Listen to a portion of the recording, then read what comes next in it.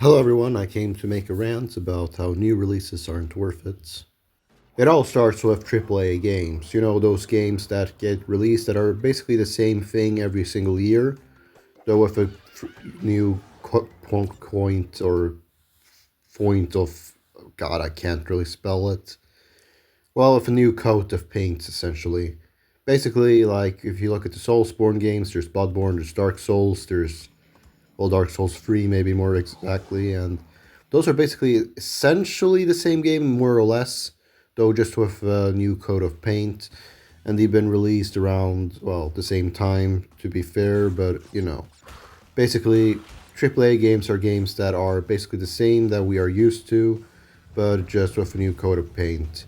So those games are released, and they're released for like $60 or whatever, and well, full price, and they are something we have already seen.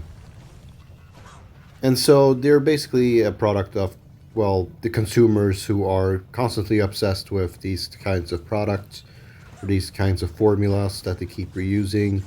And so they are being reused constantly. Which is related to my second argument, which is that games are just so damn expensive, while in the meantime, we need to be able to afford things like food, shelter, clothing, and so on, or, traveling, money for traveling. So essentially, games have just gotten way too expensive for most consumers in the sense that we can't really afford it because we have to choose food and shelter over things like video games, if we're being real here. And so we need our priorities, more or less. And so that's kind of the thing with these AAA games or full priced games in general, that we cannot afford them because we need to prioritize other things more. And something against that, people might say, is that, well, you should just, as a consumer, be more responsible with your money for the first place, the way you spend it and all that. So I think that is a valid or fair criticism to make. Though at the same time, I would argue that, well, yeah, at that point, people might as well just buy older games that are very old at this point, so they are released now for a cheaper price or sold for a cheaper price, like a retail price kind of deal. So maybe that is a valid argument in terms of like, yeah, you should just buy older games and not these newer ones because the older ones are more affordable and it's also more responsible of the consumer to buy them and purchase them since they need to save up money for other things. And yeah, I agree, some older games are better than some newer releases, so maybe in that sense, there are games that are just worth looking at or observing from the past that are just way better than the current releases.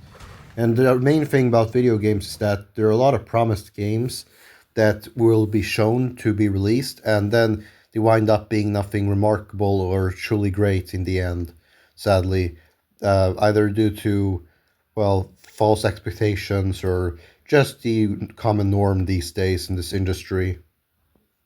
Which leads to my third argument, which is that games have hidden gems. There are some games out there that are not often talked about that are really, really, really special, and there's something else, and they are often not discussed or brought up into conversation because either the lack of knowledge of them or their existence or whatever, right? Where we don't acknowledge their existence, despite the fact that they are hidden gems and truly remarkable games.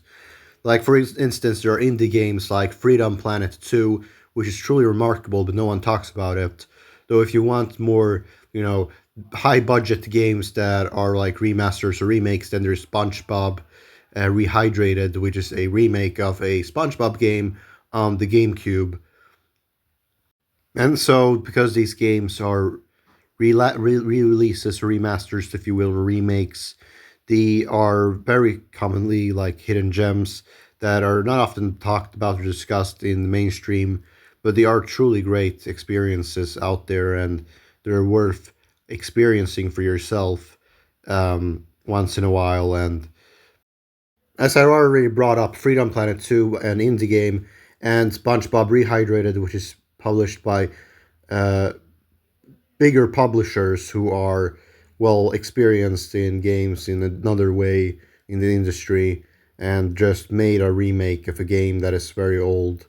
But anyway, at this point, I think I've made my point that new releases just aren't worth it, and that there are a lot of older games, older-ish games that are far more worth it purchasing, not just economically wise, but also just very wise decision to make or do in general. So yeah, this is kind of the rant or ramble I had to going.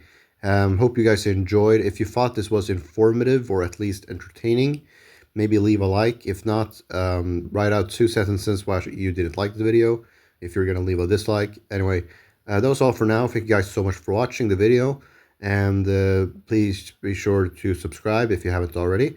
And yeah, take care and see you all later.